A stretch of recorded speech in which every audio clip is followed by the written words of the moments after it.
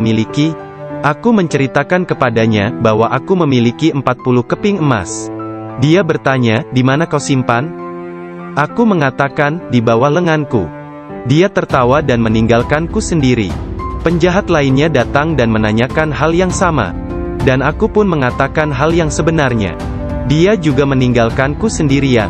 Aku pikir mereka pasti hendak mengadukan hal tersebut kepada pemimpinnya, di mana mereka sedang membagikan hasil rampasan.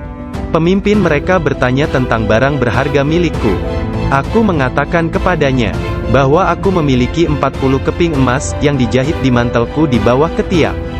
Pemimpin perampok lalu mengambil mantelku dan merobek di bagian lengannya, dan menemukan emas tersebut. Kemudian dia menatap takjub kepadaku dan berkata, "Uangmu telah aman. Apa yang membuatmu untuk menceritakan kepada kami bahwa engkau memilikinya, dan memberitahukan tempat di mana engkau menyembunyikannya?" Aku menjawab, "Aku harus mengatakan yang benar dalam keadaan apapun juga, sebagaimana yang telah aku janjikan kepada ibuku." Ketika kepala perampok mendengar hal itu, ia menitiskan air mata dan berkata, "Aku telah mengingkari janjiku kepada siapa yang telah menciptakanku. Aku mencuri dan membunuh. Apa yang akan terjadi padaku?" Kemudian anak buahnya memandangnya sambil berkata, "Engkau telah menjadi pemimpin kami selama bertahun-tahun dalam perbuatan dosa ini. Sekarang juga engkau tetap menjadi pemimpin kami dalam penyesalan." Ke-60 orang itu memegang tanganku, dan menyatakan penyesalannya serta keinginannya untuk mengubah jalan mereka. Mereka merupakan orang pertama yang memegang tanganku, dan mendapatkan ampunan untuk dosa-dosa mereka. Ketika Syekh Abdul Qadir Al-Jailani tiba di Baghdad, beliau berusia 18 tahun. Tatkala dia mencapai pintu gerbang kota, Nabi Khidir muncul dan menghalanginya untuk memasuki kota.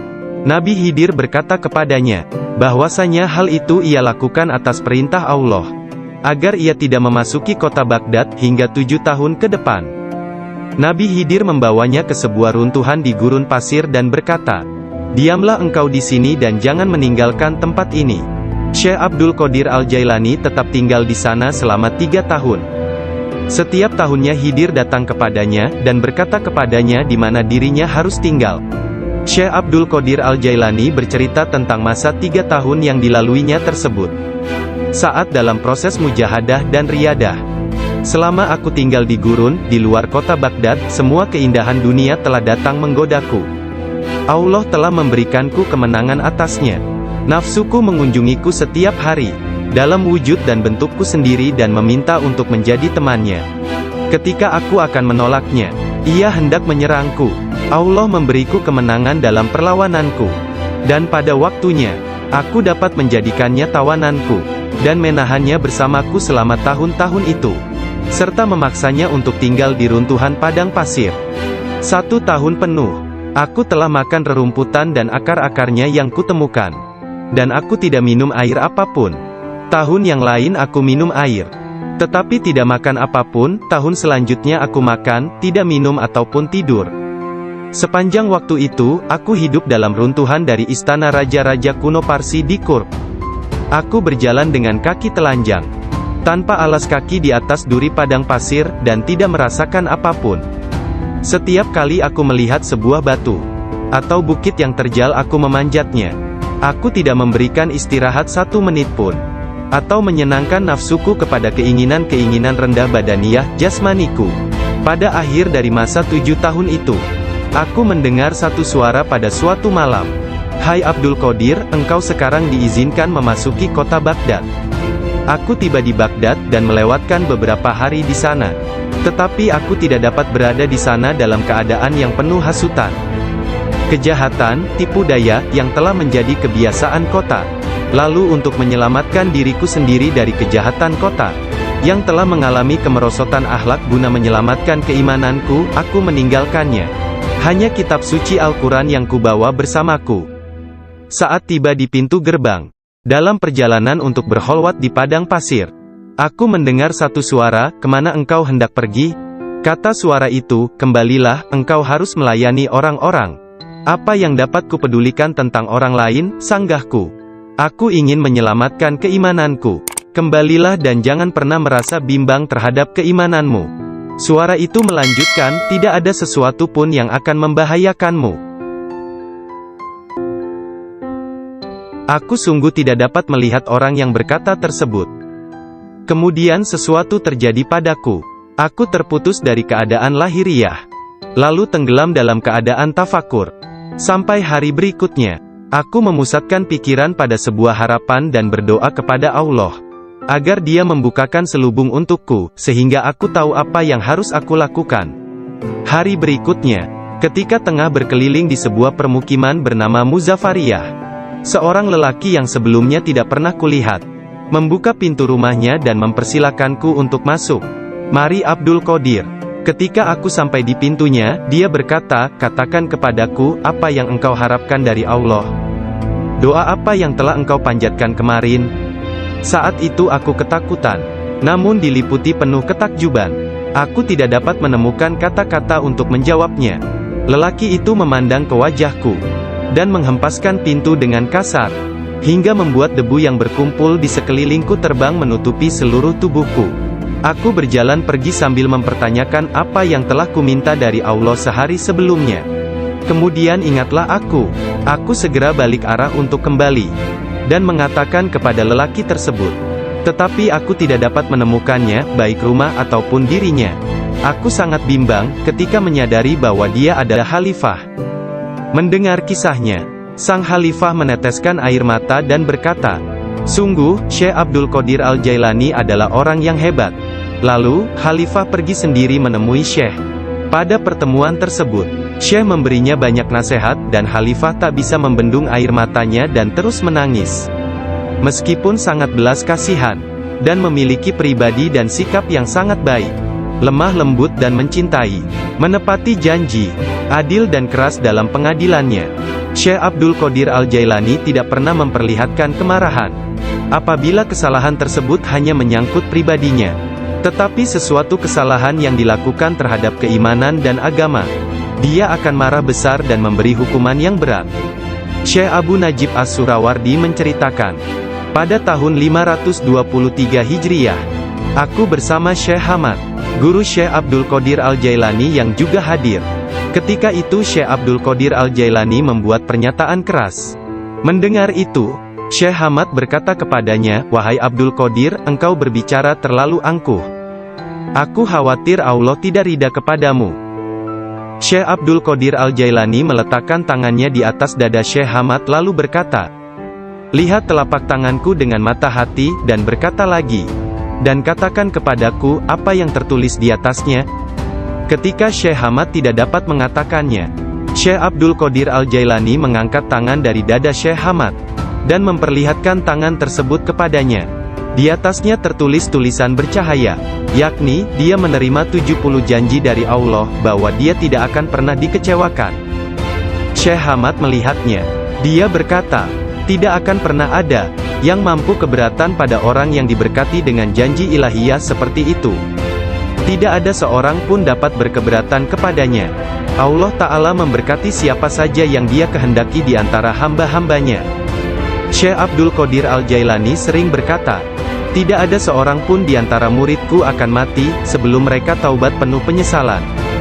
Mereka semua akan mati sebagai hamba-hamba Allah yang beriman. Masing-masing di antara pengikutku akan menyelamatkan 7 orang saudaranya yang berdosa dari api neraka. Seandainya jauh di barat sana, kemaluan salah seorang dari pengikutku tersingkap secara tiba-tiba karena kecerobohannya, kami, meskipun berada jauh di timur, akan menutupinya sebelum seseorang dapat melihatnya. Aku telah diberi sebuah kitab, yaitu sebuah kitab yang panjangnya sejauh mata memandang, berisi semua nama orang yang akan mengikutiku hingga akhir zaman. Dengan berkat Allah Ta'ala, kami akan menyelamatkan mereka semua. Semua orang yang mengikatkan diri mereka kepada Syekh Abdul Qadir Al-Jailani senantiasa damai dan bergembira. Seseorang bertanya kepada Syekh Abdul Qadir Al-Jailani, Anda tahu kedudukan para pengikut Anda yang soleh, dan apa yang menanti mereka di akhirat? Akan tetapi, bagaimana tentang mereka yang buruk? Beliau menjawab, orang-orang yang soleh sayang kepadaku dan aku menyayanginya, demi menyelamatkan mereka yang buruk. Seorang wanita muda menjadi pengikut Syekh Abdul Qadir Al-Jailani yang tinggal di Sri Lanka. Pada suatu hari, dia diserang di sebuah tempat yang sepi oleh seorang lelaki yang hendak memperkosanya. Dalam keadaan tidak berdaya, dia berteriak, "Selamatkan aku, wahai Syekhku Abdul Qadir Al-Jailani." Saat itu, Syekh Abdul Qadir Al-Jailani sedang mengambil wudhu di Baghdad. Orang-orang melihat Syekh tiba-tiba berhenti, kemudian dengan marah, dia mengambil terompahnya, sandal, dan melemparkannya ke atas. Mereka tidak melihat terompah tersebut jatuh. Ternyata, terompah tersebut jatuh di atas kepala orang yang sedang menyerang gadis muda itu di Sri Lanka. Dan pria tersebut pun meninggal dunia. Disebutkan bahwa terompah tersebut tetap berada di sana, disimpan sebagai barang peninggalan. Syekh At-Tustari menceritakan bahwa suatu hari para pengikut Syekh Abdul Qadir Al-Jailani di Baghdad mencari Syekh Abdul Qadir Al-Jailani kemana-mana.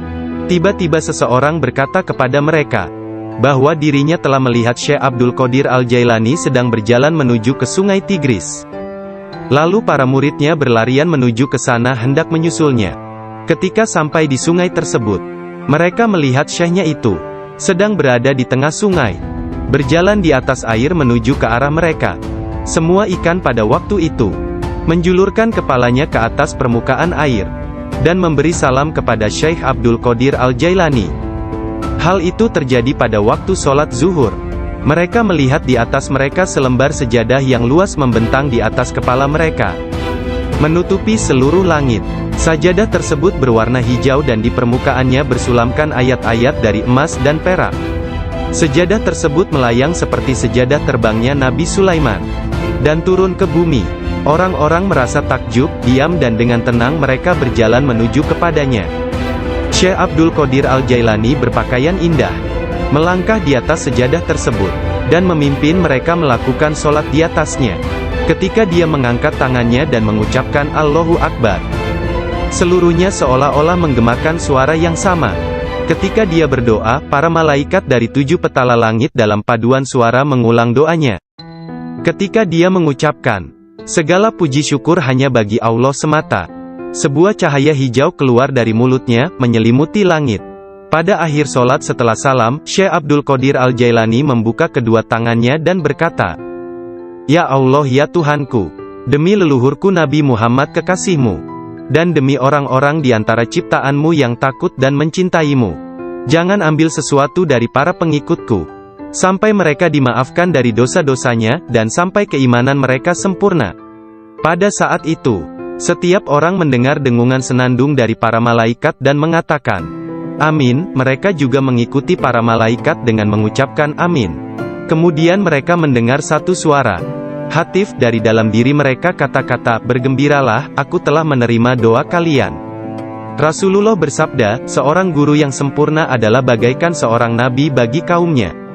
Sesungguhnya Hadrat Syekh Abdul Qadir Al-Jailani adalah salah seorang di antara para syekh yang sempurna tersebut, yang telah membukakan orang-orang kepada pintu gerbang kebahagiaan di dunia ini, dan pintu gerbang surga di akhirat.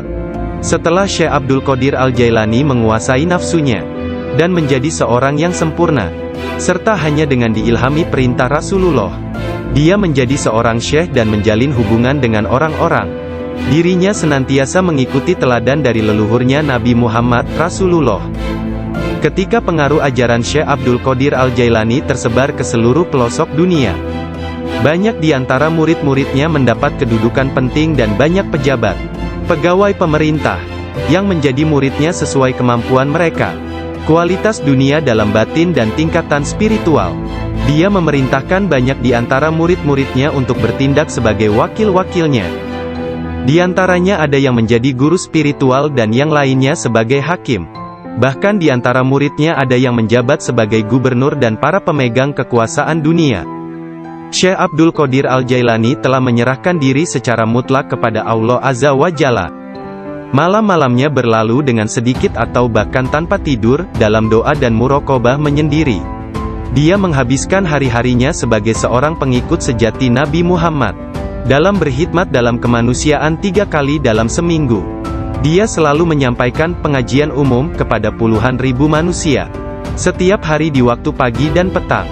Dia memberi pengajaran tafsir Al-Quran, hadis, ilmu tauhid, ilmu fikih dan tasawuf. Setelah sholat zuhur, dia memberikan nasihat dan waktu konsultasi kepada orang-orang. Tanpa pandang bulu, baik orang itu berprofesi sebagai pengemis atau raja. Semuanya akan dilayani. Sebelum sholat asar, baik cuaca hujan ataupun cerah, dia pergi ke jalanan untuk membagikan makanan kepada orang-orang miskin. Dalam seluruh hari-harinya di bulan Ramadan, Syekh Abdul Qadir Al-Jailani hanya makan sekali sehari. Setelah sholat maghrib, beliau tidak pernah makan sendirian. Pembantunya akan berdiri di pintu menanyakan orang-orang yang lewat. Jika mereka yang lewat ada yang belum makan, agar mereka ikut makan. Syekh Abdul Qadir Al-Jailani wafat pada hari Sabtu tanggal 8 Rabiul Tsani tahun 561 Hijriah. 1166 Masehi, pada usia 91 tahun. Makamnya yang berada di Madrasah Babut Darajah di kota Baghdad, Irak, menjadi tempat penting dari kunjungan para penziarah kaum sufi dan semua muslim. Ketika mengidap penyakit yang mengantarkannya pada kewafatannya itu, salah seorang anak lelakinya yaitu Abdul Aziz melihat bahwa dia menderita sakit yang luar biasa, meregang dan menggulingkan tubuh di tempat tidurnya. "Jangan mencemaskanku," Syekh berkata kepada putranya. "Aku berbalik dan berbalik lagi dalam pengetahuan Allah Azza wa Jalla." Ketika anak lelakinya yang lain, yakni Abdul Jabbar, bertanya kepadanya tentang rasa sakitnya, dia berkata, "Semua tubuhku terasa sakit kecuali hatiku. Tidak ada rasa sakit di sini karena hati ini bersama Allah." Anak lelakinya yang lain, yaitu Abdul Wahab, berkata kepadanya, "Berilah aku beberapa nasihat tentang apa yang harus dilakukan setelah engkau meninggalkan dunia ini." Dia berkata, "Takutlah kepada Allah dan tiada sesuatu pun yang lain. Berharaplah dari Allah dan percayakan seluruh kebutuhanmu kepadanya. Tidak mengharap dan menginginkan apapun kecuali Dia. Menyandarkan diri kepada Allah dan tidak kepada sesuatu yang lain. Bersatu dengannya, bersatu dengannya, bersatu dengannya." Sebelum meninggal dunia, Syekh Abdul Qadir Al-Jailani melihat sekeliling dan berkata kepada orang-orang yang hadir, "Telah datang di hadapanku selain kalian makhluk lain yang kalian tidak melihatnya telah datang kepadaku. Persiapkan ruangan dan berlaku sopan santunlah kepada mereka, yakni menghormati kehadiran para malaikat yang tidak dapat dilihat. Aku adalah biji tanpa kulit. Kalian melihatku bersama kalian. Sementara aku dengan seseorang yang lain, sebaiknya kalian meninggalkanku sekarang." Kemudian dia berkata, "Wahai malaikat pencabut nyawa, aku tidak takut kepadamu, tidak juga kepada sesuatu pun yang lain, kecuali hanya kepada Allah, yang telah menemaniku dan bermurah hati kepadaku." Pada saat terakhir, dia mengangkat tangan dan berkata, "Tiada Tuhan selain Allah dan Muhammad adalah Rasul-Nya. Kemuliaan hanya bagi Allah yang Maha Agung, yang hidup abadi. Kemuliaan hanya milik-Nya, yang Maha Kuasa, yang menguasai hamba-hambanya dengan kematian." Kemudian dia mengeluarkan seruan yang keras dan berkata, "Allah, Allah, Allah." Dan ruhnya yang mulia serta diberkati meninggalkan jasadnya. Maka wafatlah kekasih Allah menghadap keharibaan. Nama lengkap Syekh Abdul Qadir Al-Jailani berikut nasab dari pihak ayah adalah Abu Muhammad Abdul Qadir bin Abu Sahih Musa bin Janka Dausat, Janki Doasti, bin Abdullah, bin Yahya Az-Zahid bin Muhammad bin Dawud, bin Musa bin Abdullah bin Musa Al-Juni bin Abdullah bin Al-Mahdi, bin Hasan Al-Musana bin Hasan bin Ali bin Abi Talib dan Fatimah Az-Zahra. Silsilah nasab Syekh Abdul Qadir Al-Jailani bersambung kepada Nabi Muhammad Rasulullah. Dari putri beliau yang bernama Sayyidah Fatimah Az-Zahra, istri Sayyidina Ali bin Abi Talib. Adapun silsilah dari ibunya adalah Abdul Qadir bin Fatimah binti Abdullah, bin Abu Jamaluddin bin Tahir bin Abdullah bin Kamaluddin Isa, bin Muhammad Al-Jawad bin Ali Ar-Rida bin Musa Al-Kazim, bin Jafar As-Sadiq bin Muhammad Al-Bakir bin Ali Zainul Abidin, bin Husain bin Ali bin Abi Talib. Sepanjang masa bayinya, Syekh Abdul Qadir Jailani tidak pernah makan selama bulan puasa. Suatu ketika pada awal Ramadan, cuaca mendung dan orang-orang tidak dapat melihat bulan baru. Tidak tahu apakah bulan Ramadan sesungguhnya telah masuk atau belum. Mereka datang kepada Ummul Khair Fatimah, ibunda Syekh Abdul Qadir, dan menanyakan apakah si anak sudah makan hari itu. Karena dia belum makan, mereka menetapkan bahwa puasa telah dimulai. Abdul Qadir Al-Jailani menceritakan, Ketika kecil, setiap hari aku selalu didatangi seorang malaikat dalam bentuk pemuda tampan. Dia berjalan bersamaku dari rumah ke madrasah, dan membuat anak-anak lain di dalam kelas memberiku tempat di barisan pertama. Dia tinggal bersamaku sepanjang hari dan kemudian membawaku pulang ke rumah. Dalam sehari, aku belajar lebih banyak daripada murid lain yang belajar dalam 1 minggu. Awalnya aku tidak tahu siapa dia. Suatu hari, aku bertanya kepadanya, dan dia berkata, "Aku salah satu malaikat Allah. Dia mengirim dan memerintahku untuk bersamamu selama engkau belajar." Beliau kembali menceritakan mengenai masa kanak-kanaknya. Dia berkata, "Setiap kali ingin pergi bermain dengan anak-anak lain, aku mendengar satu suara berkata, 'Datanglah kepadaku sebagai gantinya, wahai orang yang diberkati. Datanglah kepadaku.' Dalam keadaan ketakutan, aku pergi dan mencari ketenangan di balik lengan ibuku. Sekarang, bahkan dalam ketaatan penuh dan halwat yang panjang, aku tidak dapat mendengar dengan jelas suara tersebut." Ketika Abdul Qadir Al-Jailani ditanya oleh seseorang, apa kuncinya yang membawa dirinya pada tingkatan spiritual yang tinggi, beliau berkata, "Kejujuran yang telah aku janjikan kepada ibuku." Abdul Qadir Al-Jailani menceritakannya sebagai berikut. Suatu hari, malam Idul Adha, aku pergi ke ladang kami untuk membantu menggarap tanah. Semasa aku berjalan di belakang lembu jantan, dia memalingkan kepalanya dan memandangku seraya berkata, "Engkau tidak diciptakan untuk pekerjaan ini." Sungguh, aku sangat ketakutan dan berlari ke rumah dan memanjat ke atap rumah petak bertingkat.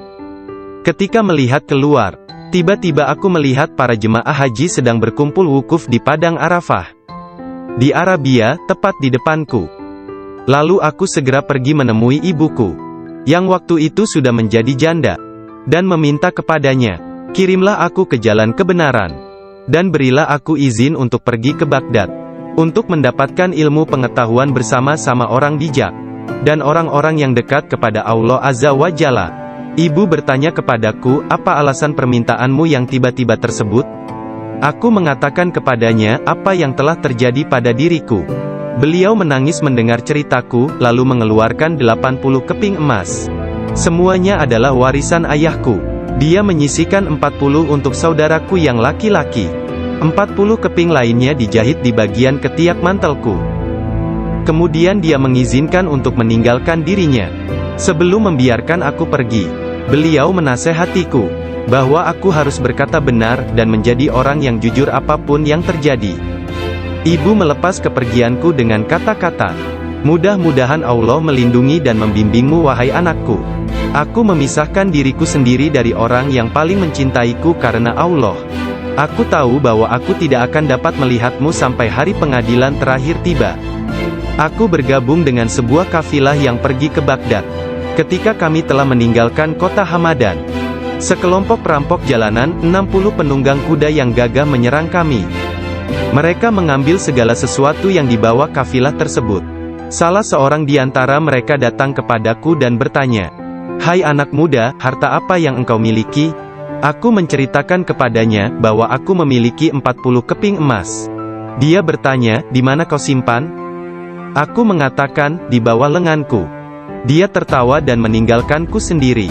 Penjahat lainnya datang dan menanyakan hal yang sama, dan aku pun mengatakan hal yang sebenarnya. Dia juga meninggalkanku sendirian. Aku pikir mereka pasti hendak mengadukan hal tersebut kepada pemimpinnya, di mana mereka sedang membagikan hasil rampasan. Pemimpin mereka bertanya tentang barang berharga milikku. Aku mengatakan kepadanya bahwa aku memiliki 40 keping emas yang dijahit di mantelku di bawah ketiak. Pemimpin perampok lalu mengambil mantelku dan merobek di bagian lengannya, dan menemukan emas tersebut.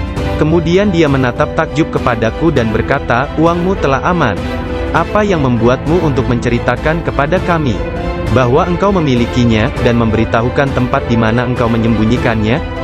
Aku menjawab, "Aku harus mengatakan yang benar dalam keadaan apapun juga, sebagaimana yang telah aku janjikan kepada ibuku."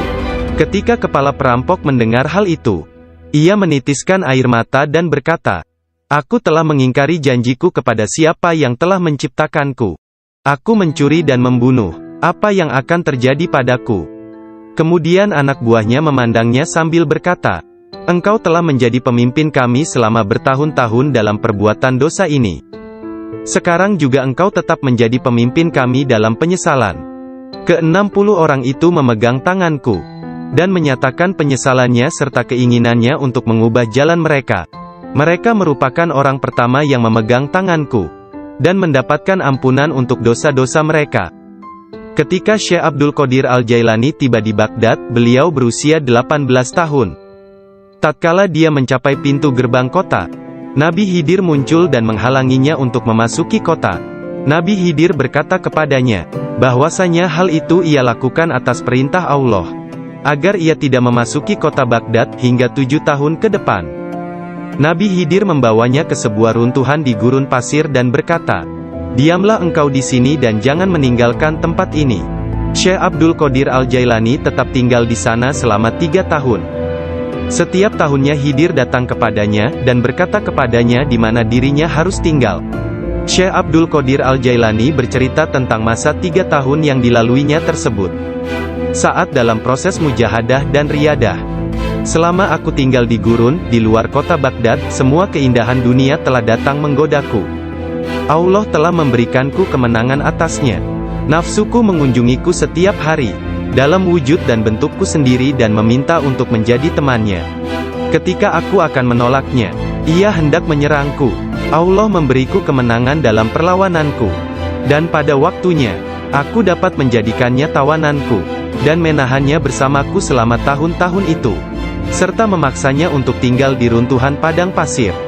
1 tahun penuh, aku telah makan rerumputan dan akar-akarnya yang kutemukan. Dan aku tidak minum air apapun. Tahun yang lain aku minum air, tetapi tidak makan apapun. Tahun selanjutnya aku makan, tidak minum ataupun tidur. Sepanjang waktu itu, aku hidup dalam runtuhan dari istana raja-raja kuno Parsi di Kurb. Aku berjalan dengan kaki telanjang, tanpa alas kaki di atas duri padang pasir, dan tidak merasakan apapun. Setiap kali aku melihat sebuah batu atau bukit yang terjal, aku memanjatnya. Aku tidak memberikan istirahat 1 menit pun. Atau menyenangkan, aku tidak memberikan istirahat 1 menit pun. Atau menyenangkan nafsuku kepada keinginan-keinginan rendah badaniyah, jasmaniku. Pada akhir dari masa 7 tahun itu, aku mendengar satu suara pada suatu malam. "Hai Abdul Qadir, engkau sekarang diizinkan memasuki kota Baghdad." Aku tiba di Baghdad dan melewatkan beberapa hari di sana. Tetapi aku tidak dapat berada di sana dalam keadaan yang penuh hasutan, kejahatan, tipu daya, yang telah menjadi kebiasaan kota. Lalu untuk menyelamatkan diriku sendiri dari kejahatan kota, yang telah mengalami kemerosotan akhlak, guna menyelamatkan keimananku, aku meninggalkannya. Hanya kitab suci Al-Quran yang kubawa bersamaku. Saat tiba di pintu gerbang, dalam perjalanan untuk berkholwat di padang pasir, aku mendengar satu suara, "Kemana engkau hendak pergi?" Kata suara itu, "Kembalilah, engkau harus melayani orang-orang." "Apa yang dapat kupedulikan tentang orang lain?" sanggahku. "Aku ingin menyelamatkan keimananku. Kembalilah dan jangan pernah merasa bimbang terhadap keimananmu." Suara itu melanjutkan, "Tidak ada sesuatu pun yang akan membahayakanmu." Aku sungguh tidak dapat melihat orang yang berkata tersebut. Kemudian sesuatu terjadi padaku. Aku terputus dari keadaan lahiriah, lalu tenggelam dalam keadaan tafakur. Sampai hari berikutnya, aku memusatkan pikiran pada sebuah harapan dan berdoa kepada Allah, agar Dia membukakan selubung untukku, sehingga aku tahu apa yang harus aku lakukan. Hari berikutnya, ketika tengah berkeliling di sebuah permukiman bernama Muzaffariyah, seorang lelaki yang sebelumnya tidak pernah kulihat, membuka pintu rumahnya dan mempersilakanku untuk masuk. "Mari Abdul Qadir." Ketika aku sampai di pintunya, dia berkata, "Katakan kepadaku, apa yang engkau harapkan dari Allah? Doa apa yang telah engkau panjatkan kemarin?" Saat itu aku ketakutan, namun diliputi penuh ketakjuban. Aku tidak dapat menemukan kata-kata untuk menjawabnya.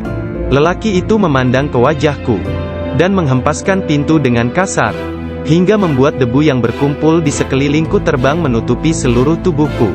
Aku berjalan pergi sambil mempertanyakan apa yang telah kuminta dari Allah sehari sebelumnya. Kemudian ingatlah aku. Aku segera balik arah untuk kembali, dan mengatakan kepada lelaki tersebut, Tetapi aku tidak dapat menemukannya, baik rumah ataupun dirinya. Aku sangat bimbang, ketika menyadari bahwa dia adalah seorang yang dekat kepada Allah Ta'ala. Sungguh, akhirnya aku mengetahui, beliau adalah Syekh Hamad Ad-Dabas yang telah menjadi guruku. Pada suatu malam yang dingin dan hujan gerimis, satu tangan yang tidak terlihat jelas membawa Syekh Abdul Qadir Al-Jailani ke tempat bermalam para sufi atau zawiyah milik Syekh Abdul Hamad bin Muslim Ad-Dabas. Syekh yang mengetahui berkat ilham ilahiyah tentang kedatangan Syekh Abdul Qadir Al-Jailani menutup pintu-pintu tempat menginap sufiyah dan memadamkan lampu. Ketika beliau duduk di ambang pintu yang terkunci, beliau tertidur dan mimpi basah di malam hari. Lalu dia mandi di sungai dan mengambil wudhu. Dia tertidur lagi. Kejadian tersebut berulang sampai 7 kali pada malam itu. Maka beliau kembali mandi dan berwudu menggunakan air yang sedingin es. Pada esok harinya, pintu gerbang telah terbuka, dan Abdul Qadir memasuki tempat penginapan sufi. Syekh Hamad Ad-Dabas berdiri menyambutnya sambil meneteskan air mata gembira. Dia memeluknya dan berkata, "Wahai putraku Abdul Qadir, keberuntungan adalah milik kami hari ini, tetapi esok, hal itu akan menjadi milikmu. Jangan pernah meninggalkan tarekat ini." Syekh Hamad Ad-Dabas menjadi guru pertama Syekh Abdul Qadir Al-Jailani dalam ilmu pengetahuan tentang kesufian. Dengan memegang tangannya dia mengucapkan sumpah atau berbaiat dan mengikuti jalan kaum sufi. Syekh Abdul Qadir Al-Jailani menceritakan, "Aku banyak belajar dengan guru di Baghdad. Tetapi setiap kali aku tidak dapat memahami sesuatu, atau menemukan secara kebetulan suatu rahasia yang ingin aku ketahui, Syekh Hamad Ad-Dabas menerangkannya kepadaku. Kadang-kadang aku meninggalkannya, untuk mencari pengetahuan dari syekh yang lain tentang tauhid, hadis, fikih dan ilmu-ilmu lainnya. Setiap kali aku kembali, beliau berkata kepadaku, 'Dari mana saja engkau?' Kita telah memiliki demikian banyak makanan yang sangat bagus untuk tubuh, pikiran dan jiwa kita, sementara engkau telah pergi, dan kami tidak dapat menahan sesuatu untukmu." Pada waktu lain, beliau berkata, "Demi Allah, kemanakah engkau pergi? Adakah seseorang di sekitar sini, yang mengetahui lebih banyak daripadamu?" Para darwis atau para sufi akan mengusikku secara terus-menerus dan berkata, "Engkau adalah seorang ahli hukum atau ahli fikih, ahli sastra, ahli pengetahuan dan seorang ulama atau alim syariat. Urusan apa yang engkau miliki di antara kita? Mengapa engkau tidak keluar dari sini?" Syekh Hamad Ad-Dabas memarahi mereka dan berkata, "Betapa memalukan kalian ini. Aku bersumpah bahwa tidak ada seorang pun seperti dia di antara kalian. Tidak ada seorang pun di antara kalian yang akan naik di atas jari kakinya. Jika kalian berpikir aku kasar terhadapnya dan engkau meniruku, aku melakukannya untuk membawanya kepada kesempurnaan dan mengujinya. Aku melihat dia dalam dunia spiritual yang keras seperti batu, besar seperti gunung." Syekh Abdul Qadir Al-Jailani merupakan contoh tauladan terbesar dari kenyataan bahwa dalam Islam, mencari ilmu pengetahuan adalah kewajiban suci untuk semua orang, laki-laki dan perempuan dari ayunan hingga liang kubur. Dia menjadi orang bijak terbesar di zamannya. Dia menghafal Al-Quran Al-Karim dan mempelajari penafsirannya dari Ali Abul Wafa Al-Kail, Abu Hatab Mahfuz, dan Abul Hasan Muhammad Al-Qadi. Menurut beberapa sumber, Abdul Qadir Al-Jailani belajar dengan Qadi Abu Said Al-Mubarak bin Muharrami, ulama terbesar pada zamannya di Baghdad. Meskipun telah mempelajari ilmu-ilmu pengetahuan tentang jalan mistik dari Syekh Hamad Ad-Dabas, dan memasuki jalan tasawuf melalui tangannya, namun Syekh Abdul Qadir Al-Jailani telah diberi hirkah, jubah kesufian, sebagai simbol dari jubah Rasulullah oleh Qadi Abu Said. Garis silsilah ijazah spiritual dari Qadi Abu Said Al-Mubarak bin Ali Al-Muharrami, melalui Syekh Abu Hasan Ali bin Muhammad Al-Qurashi, dari Abul Faraj At-Tursusi dari At-Tamimi, dari Syekh Abu Bakar As-Shibli dari Abul Qasim Al-Junaid, dari Sari As-Sakati dari Ma'ruf Al-Karhi, dari Dawud At-Tayyah dari Habib Al-Jami, dari Hasan Al-Basri dari Imam Ali bin Abi Talib.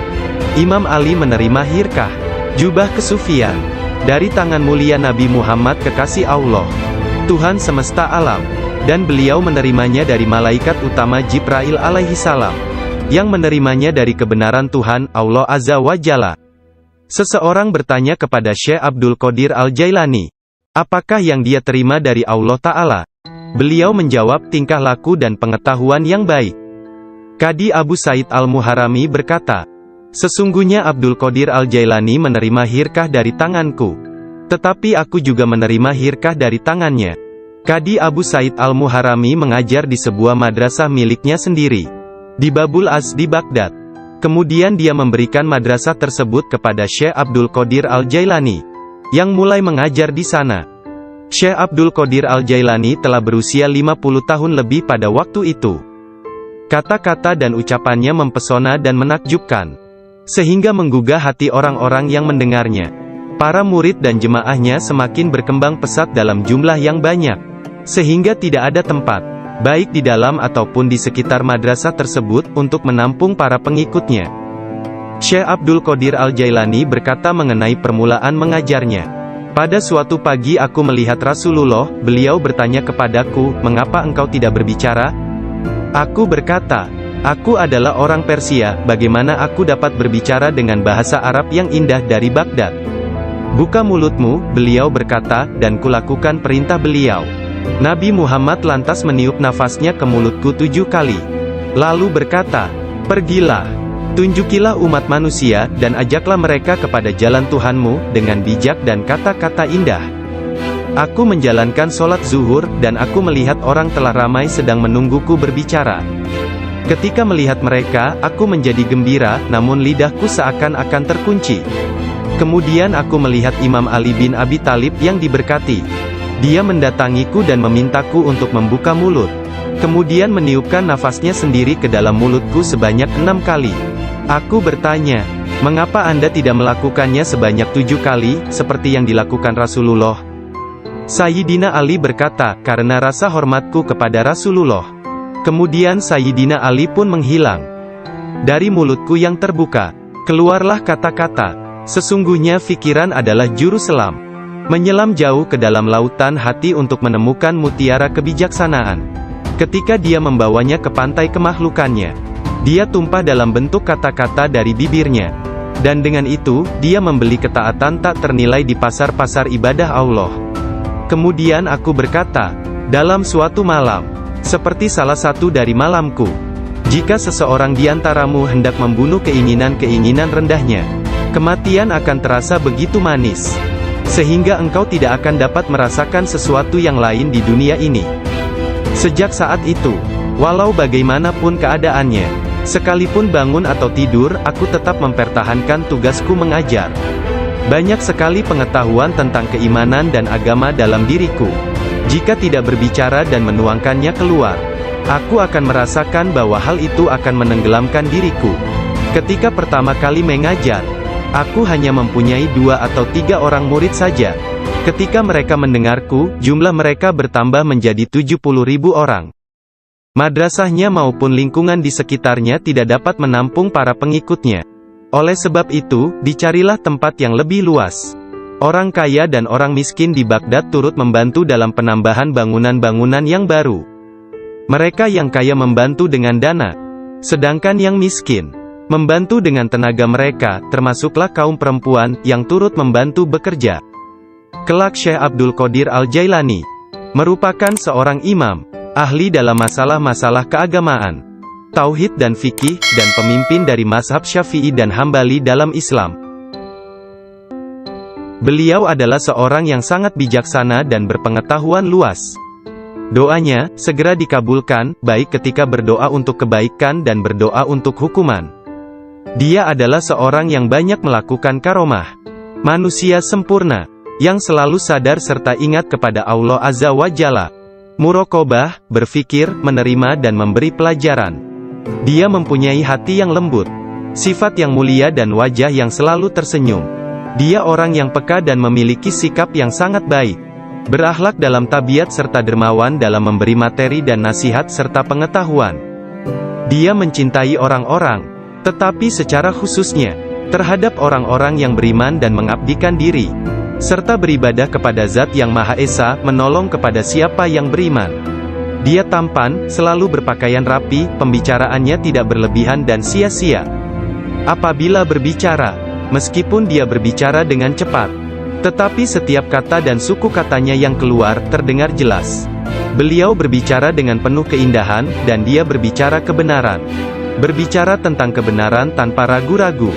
Karena dia tidak peduli, apakah dia akan dipuji, dikritik atau dicaci. Ketika Khalifah Al-Muqtafi mengangkat Yahya bin Said sebagai Qadi, Ketua Hakim, Syekh Abdul Qadir Al-Jailani memberitahukannya di hadapan orang ramai. Dengan mengatakan, Anda telah mengangkat seorang tiran, orang yang zalim, yang paling buruk sebagai hakim atas orang-orang yang beriman. Biarlah kita lihat, bagaimana Anda akan menjawab untuk diri Anda sendiri kelak. Ketika Anda dihadapkan kepada Hakim yang Maha Agung, Allah Azza wa Jalla, Tuhan semesta alam. Mendengar hal ini, Khalifah tergoncang dan meneteskan air mata, lalu ia segera memecat sang hakim. Penduduk kota Baghdad mengalami kemajuan dalam hal akhlak dan rohani dan tingkah laku. Melalui pengaruhnya, kebanyakan warga kota bertaubat dan menyatakan penyesalan, mengikuti akhlak yang baik dan perintah-perintah Islam. Syekh Abdul Qadir Al-Jailani dicintai dan dihormati oleh setiap orang, dan pengaruhnya tersebar kemana-mana. Orang-orang berbudi mencintainya, sedangkan para tiran, orang yang zalim, dan orang jahat takut kepadanya.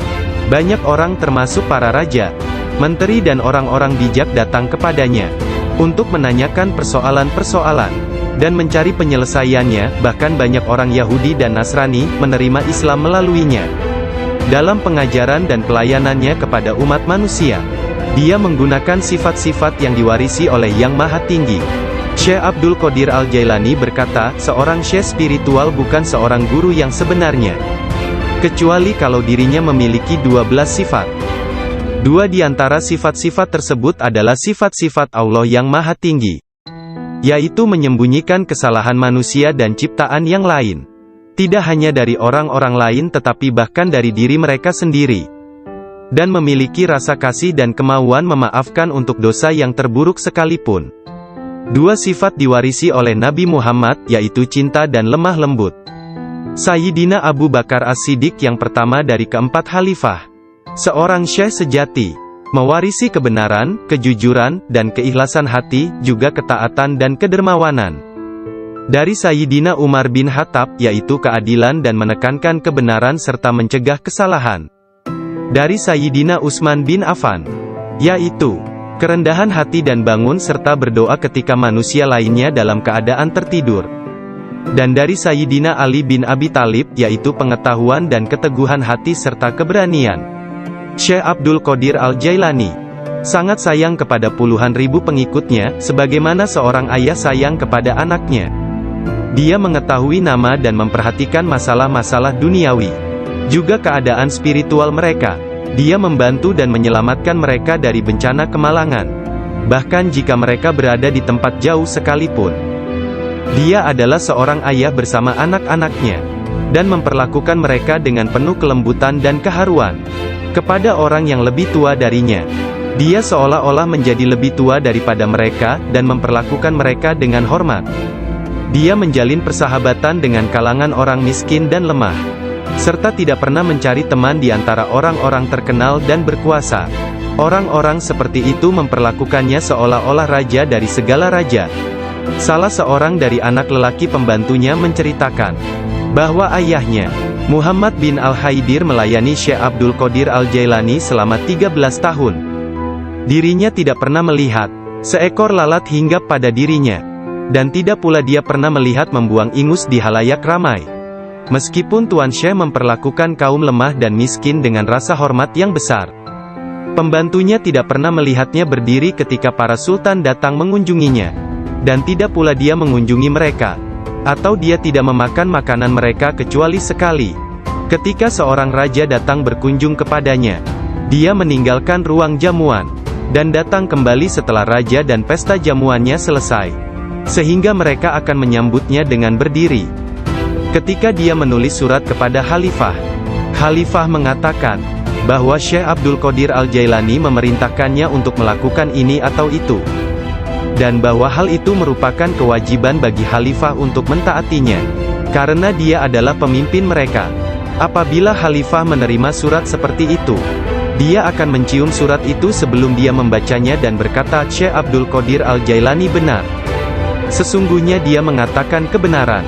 Abu Hasan, salah seorang hakim agung pada masa itu menceritakan, aku mendengar Khalifah Al-Muqtafi berkata kepada menterinya Ibnu Hubairah, Syekh Abdul Qadir Al-Jailani mentertawakanku.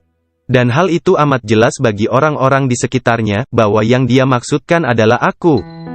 Dilaporkan kepadaku, bahwa dia menunjukkan sebuah pohon kurma di kebunnya dan berkata, engkau lebih baik bekerja, jangan bepergian terlalu jauh, atau aku akan memenggal kepalamu. Sekarang kamu, wahai Ibnu Hubairah, pergi dan berbicaralah kepadanya seorang diri dan katakan, Anda jangan mengejek dan mengancam Khalifah. Anda harus tahu bahwa kedudukan Khalifah adalah suci dan harus dihormati. Sang menteri Ibnu Hubairah pun pergi kepada Syekh Abdul Qadir Al-Jailani, dan melihatnya sedang berkumpul dengan kerumunan orang ramai. Dalam pembicaraannya pada satu pokok, tiba-tiba Syekh Abdul Qadir menyatakan, sesungguhnya aku akan memenggal kepalanya juga. Sang menteri merasa bahwa yang Syekh maksudkan adalah dia. Sang menteri pun ketakutan. Dia pun melarikan diri, dan mengisahkan apa yang terjadi terhadap dirinya kepada Khalifah. Mendengar kisahnya, sang Khalifah meneteskan air mata dan berkata, sungguh, Syekh Abdul Qadir Al-Jailani adalah orang yang hebat. Lalu, Khalifah pergi sendiri menemui Syekh.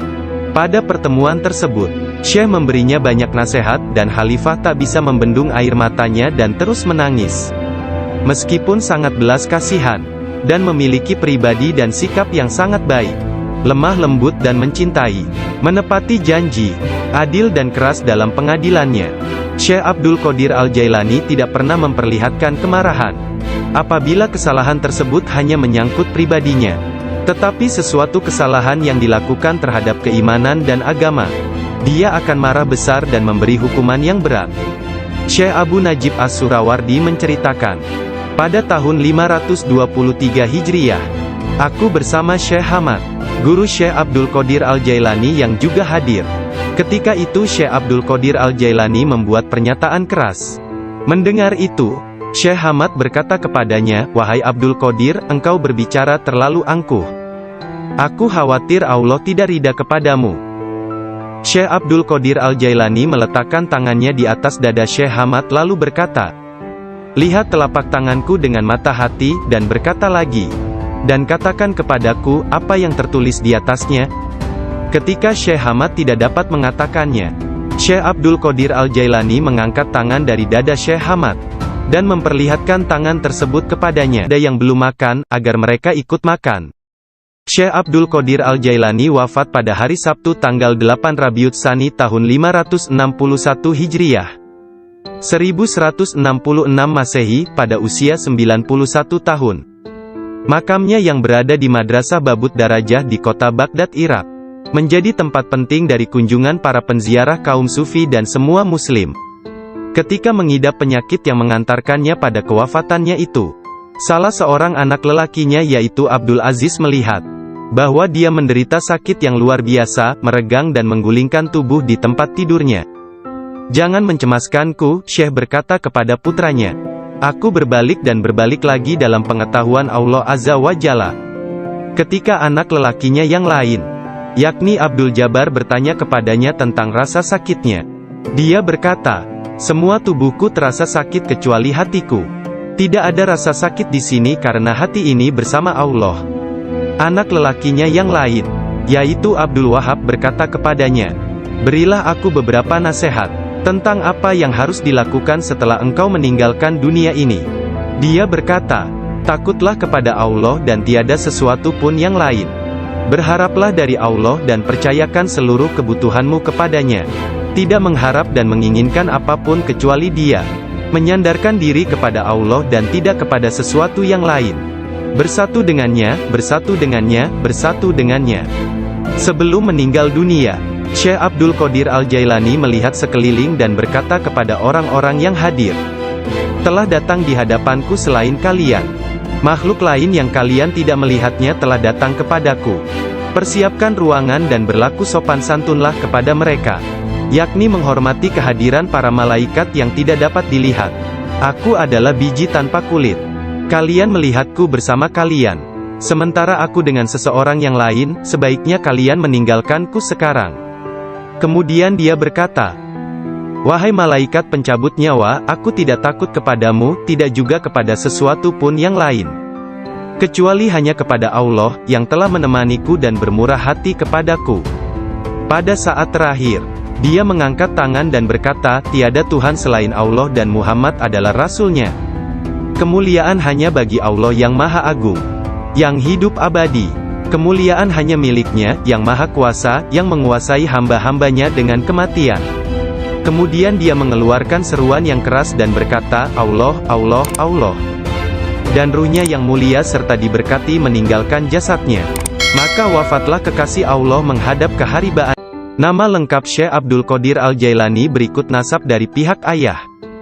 Adalah Abu Muhammad Abdul Qadir bin Abu Sahih Musa bin Janka Dausat, Janki Doasti, bin Abdullah, bin Yahya Az-Zahid bin Muhammad bin Dawud, bin Musa bin Abdullah bin Musa Al-Juni bin Abdullah bin Al-Mahdi, bin Hasan Al-Musana bin Hasan bin Ali bin Abi Talib dan Fatimah Az-Zahra. Silsilah nasab Syekh Abdul Qadir Al-Jailani bersambung kepada Nabi Muhammad Rasulullah. Dari putri beliau yang bernama Sayyidah Fatimah Az-Zahra, istri Sayyidina Ali bin Abi Talib.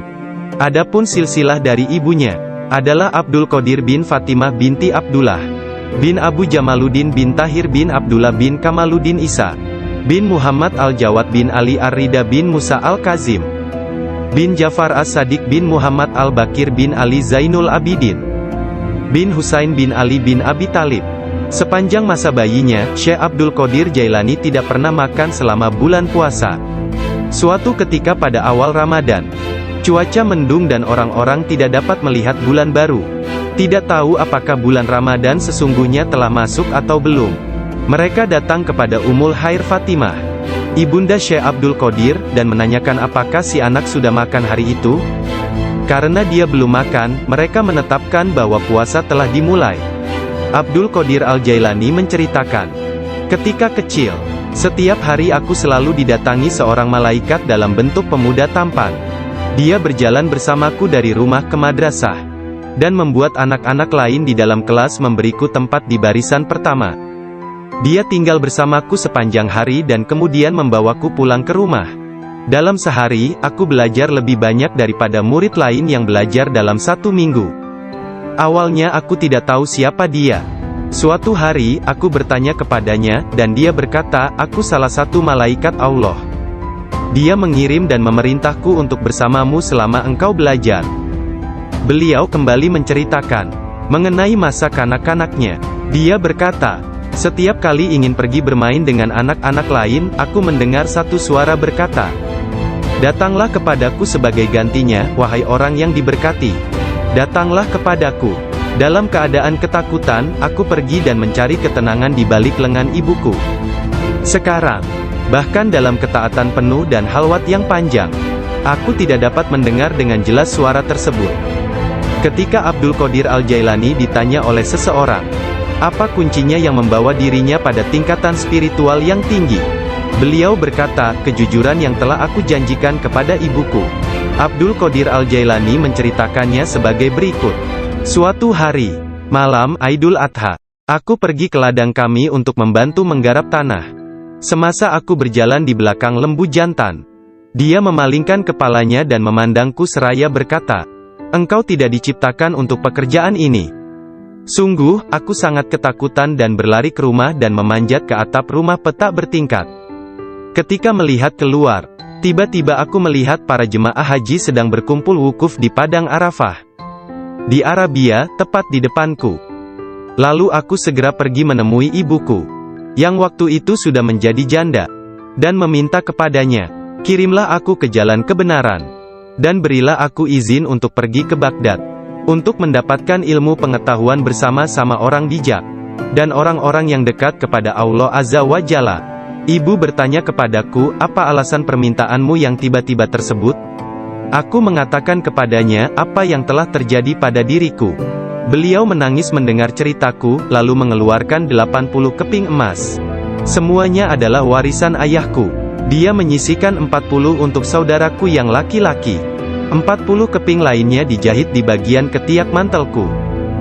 Kemudian dia mengizinkan untuk meninggalkan dirinya. Sebelum membiarkan aku pergi, beliau menasehatiku bahwa aku harus berkata benar dan menjadi orang yang jujur apapun yang terjadi. Ibu melepas kepergianku dengan kata-kata, "Mudah-mudahan Allah melindungi dan membimbingmu wahai anakku. Aku memisahkan diriku sendiri dari orang yang paling mencintaiku karena Allah. Aku tahu bahwa aku tidak akan dapat melihatmu sampai hari pengadilan terakhir tiba." Aku bergabung dengan sebuah kafilah yang pergi ke Baghdad. Ketika kami telah meninggalkan kota Hamadan, sekelompok perampok jalanan, 60 penunggang kuda yang gagah menyerang kami. Mereka mengambil segala sesuatu yang dibawa kafilah tersebut. Salah seorang di antara mereka datang kepadaku dan bertanya, "Hai anak muda, harta apa yang engkau miliki?" Aku menceritakan kepadanya bahwa aku memiliki 40 keping emas. Dia bertanya, "Di mana kau simpan?" Aku mengatakan, "Di bawah lenganku." Dia tertawa dan meninggalkanku sendiri. Penjahat lainnya datang dan menanyakan hal yang sama. Dan aku pun mengatakan hal yang sebenarnya. Dia juga meninggalkanku sendirian. Aku pikir mereka pasti hendak mengadukan hal tersebut kepada pemimpinnya, di mana mereka sedang membagikan hasil rampasan. Pemimpin mereka bertanya tentang barang berharga milikku. Aku mengatakan kepadanya bahwa aku memiliki 40 keping emas yang dijahit di mantelku di bawah ketiak. Pemimpin perampok lalu mengambil mantelku dan merobek di bagian lengannya, dan menemukan emas tersebut. Kemudian dia menatap takjub kepadaku dan berkata, "Uangmu telah aman. Apa yang membuatmu untuk menceritakan kepada kami bahwa engkau memilikinya, dan memberitahukan tempat di mana engkau menyembunyikannya?" Aku menjawab, "Aku harus mengatakan yang benar dalam keadaan apapun juga, sebagaimana yang telah aku janjikan kepada ibuku." Ketika kepala perampok mendengar hal itu, ia menitiskan air mata dan berkata, "Aku telah mengingkari janjiku kepada siapa yang telah menciptakanku. Aku mencuri dan membunuh. Apa yang akan terjadi padaku?" Kemudian anak buahnya memandangnya sambil berkata, "Engkau telah menjadi pemimpin kami selama bertahun-tahun dalam perbuatan dosa ini. Sekarang juga engkau tetap menjadi pemimpin kami dalam penyesalan." Ke-60 orang itu memegang tanganku, dan menyatakan penyesalannya serta keinginannya untuk mengubah jalan mereka.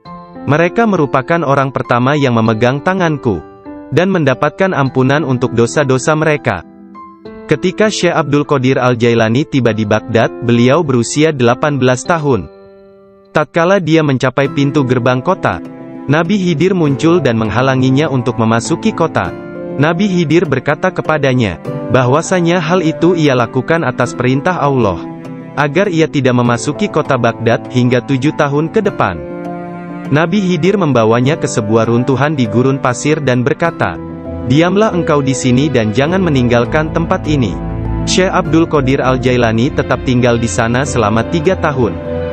Setiap tahunnya Khidir datang kepadanya, dan berkata kepadanya di mana dirinya harus tinggal. Syekh Abdul Qadir Al-Jailani bercerita tentang masa 3 tahun yang dilaluinya tersebut. Saat dalam proses mujahadah dan riyadah. "Selama aku tinggal di gurun, di luar kota Baghdad, semua keindahan dunia telah datang menggodaku. Allah telah memberikanku kemenangan atasnya. Nafsuku mengunjungiku setiap hari, dalam wujud dan bentukku sendiri dan meminta untuk menjadi temannya. Ketika aku akan menolaknya, ia hendak menyerangku. Allah memberiku kemenangan dalam perlawananku. Dan pada waktunya, aku dapat menjadikannya tawananku, dan menahannya bersamaku selama tahun-tahun itu, serta memaksanya untuk tinggal di runtuhan padang pasir. 1 tahun penuh, aku telah makan rerumputan dan akar-akarnya yang kutemukan. Dan aku tidak minum air apapun. Tahun yang lain aku minum air, tetapi tidak makan apapun. Tahun selanjutnya aku makan, tidak minum ataupun tidur. Sepanjang waktu itu, aku hidup dalam runtuhan dari istana raja-raja kuno Parsi di Kurb. Aku berjalan dengan kaki telanjang, tanpa alas kaki di atas duri padang pasir, dan tidak merasakan apapun. Setiap kali aku melihat sebuah batu atau bukit yang terjal, aku memanjatnya. Aku tidak memberikan istirahat 1 menit pun, atau menyenangkan nafsuku kepada keinginan-keinginan rendah badaniyah jasmaniku.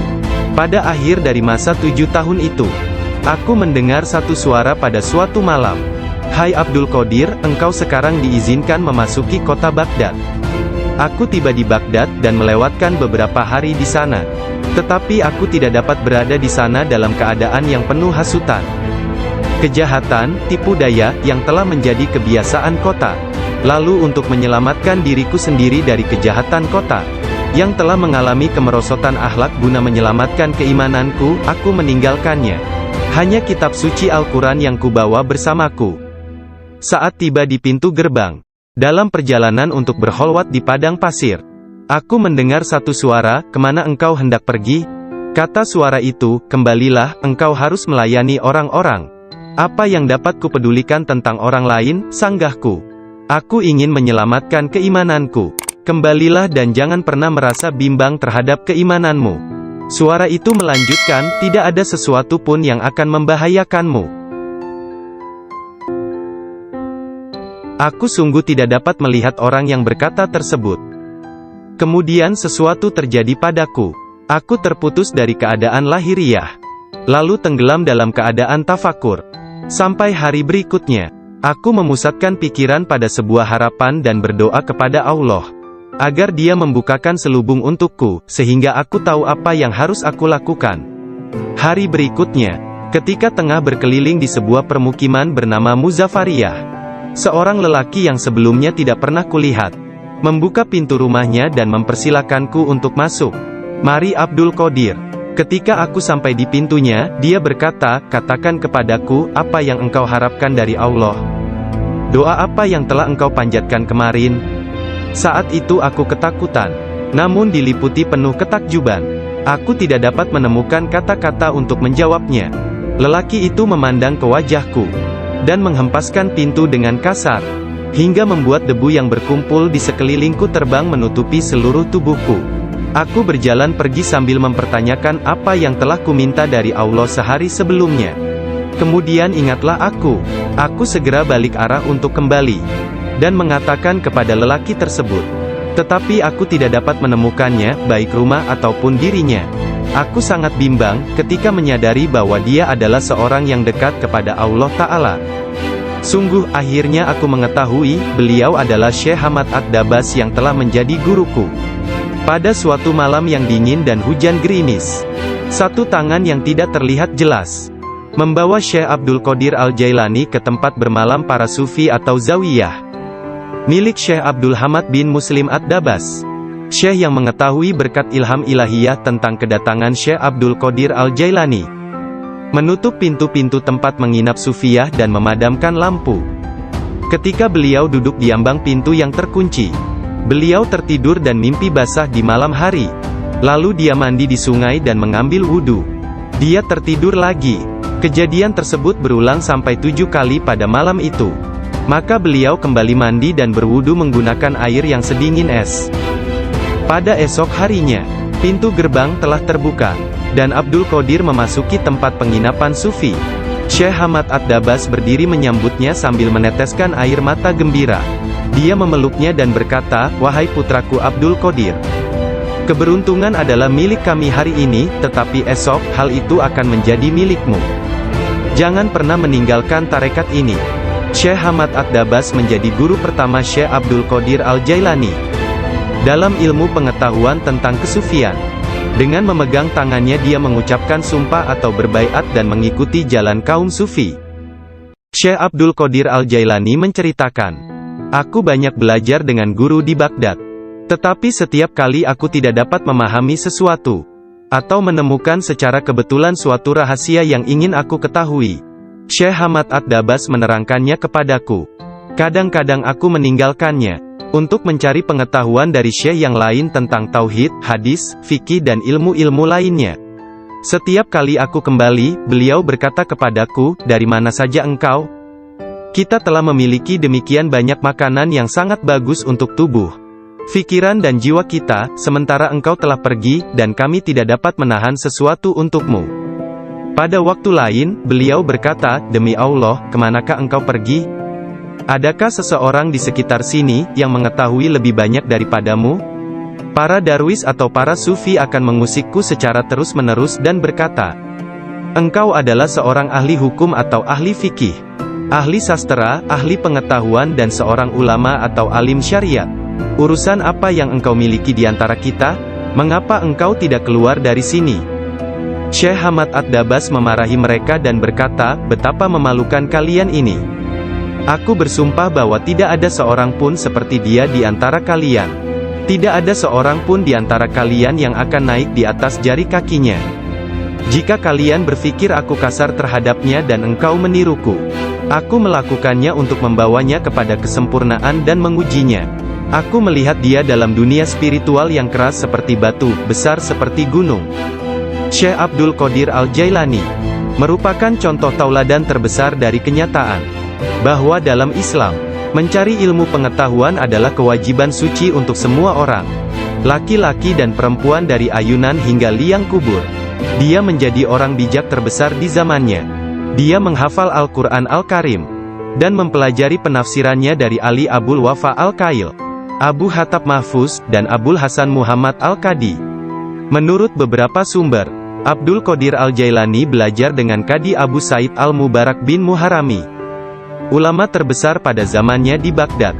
Meskipun telah mempelajari ilmu-ilmu pengetahuan tentang jalan mistik dari Syekh Hamad Ad-Dabas dan memasuki jalan tasawuf melalui tangannya, namun Syekh Abdul Qadir Al-Jailani telah diberi hirkah, jubah kesufian, sebagai simbol dari jubah Rasulullah oleh Qadi Abu Said. Garis silsilah ijazah spiritual dari Qadi Abu Said Al-Mubarak bin Ali Al-Muharami melalui Syekh Abu Hasan Ali bin Muhammad Al-Qurashi, dari Abul Faraj At-Tursusi dari At-Tamimi, dari Syekh Abu Bakar As-Shibli dari Abul Qasim Al-Junaid, dari Sari As-Sakati dari Ma'ruf Al-Karhi, dari Dawud At-Tayyah dari Habib Al-Jami, dari Hasan Al-Basri dari Imam Ali bin Abi Talib. Imam Ali menerima hirkah, jubah kesufian, dari tangan mulia Nabi Muhammad kekasih Allah, Tuhan semesta alam, dan beliau menerimanya dari malaikat utama Jibril alaihi salam, yang menerimanya dari kebenaran Tuhan, Allah Azza wa Jalla. Seseorang bertanya kepada Syekh Abdul Qadir Al-Jailani, apakah yang dia terima dari Allah Ta'ala? Beliau menjawab, tingkah laku dan pengetahuan yang baik. Qadi Abu Said Al-Muharami berkata, "Sesungguhnya Abdul Qadir Al-Jailani menerima hirkah dari tanganku, tetapi aku juga menerima hirkah dari tangannya." Qadi Abu Said Al-Muharami mengajar di sebuah madrasah miliknya sendiri, di Babul Az di Baghdad. Kemudian dia memberikan madrasah tersebut kepada Syekh Abdul Qadir Al-Jailani, yang mulai mengajar di sana. Syekh Abdul Qadir Al-Jailani telah berusia 50 tahun lebih pada waktu itu. Kata-kata dan ucapannya mempesona dan menakjubkan, sehingga menggugah hati orang-orang yang mendengarnya. Para murid dan jemaahnya semakin berkembang pesat dalam jumlah yang banyak, sehingga tidak ada tempat, baik di dalam ataupun di sekitar madrasah tersebut, untuk menampung para pengikutnya.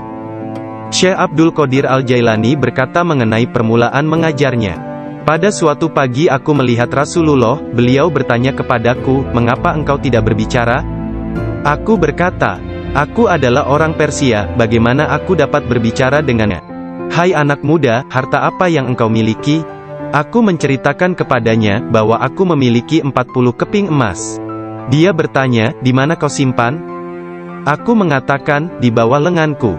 Dia tertawa dan meninggalkanku sendiri. Penjahat lainnya datang dan menanyakan hal yang sama, dan aku pun mengatakan hal yang sebenarnya. Dia juga meninggalkanku sendirian. Aku pikir mereka pasti hendak mengadukan hal tersebut kepada pemimpinnya, di mana mereka sedang membagikan hasil rampasan. Pemimpin mereka bertanya tentang barang berharga milikku. Aku mengatakan kepadanya bahwa aku memiliki 40 keping emas yang dijahit di mantelku di bawah ketiak. Pemimpin perampok lalu mengambil mantelku dan merobek di bagian lengannya, dan menemukan emas tersebut. Kemudian dia menatap takjub kepadaku dan berkata, 'Uangmu telah aman. Apa yang membuat